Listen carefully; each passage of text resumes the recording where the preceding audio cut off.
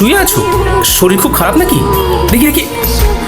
হিমা, তোমার গা তো জ্বরে পুড়ে যাচ্ছে। কিছু খাওনি নাকি? আমি উঠতে পারছি না।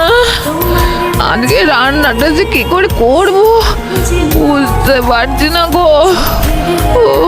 হ্যাঁ, রান্না নিয়ে কিছু ভেবো না, ও আমি করে নিচ্ছি। তুমি শুধু চুপটি করে শুয়ে থাকো দেখি। না, সে কি করে হয়? তোমার এসব রাধা বাড়া অভ্যেস নেই। আরে তোমারও কি জন্ম থেকেই স্বামীর সাথে ঘর করার অভ্যেস ছিল?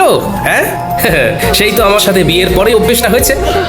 আমার কথা আলাদা, আমি মেয়ে মানুষ। বা রে বা, বেটা ছেলে বলে কি রান্নার অভ্যেস তাও আবার কদিনের জন্য হবে না? এইসব একদম বাজে কথা গিন্নি। তাও আমার খারাপ লাগবে। তুমি এখন থামো তো গিন্নি। শোনো, আমি এই কদিন রাঁধবো আর তুমি শুধু গ্যাট হয়ে খাটের উপর বসে খাবে, বিশ্রাম নেবে। তুমি শুধু আমি রান্নাটা কেমন করি সেটা দেখো।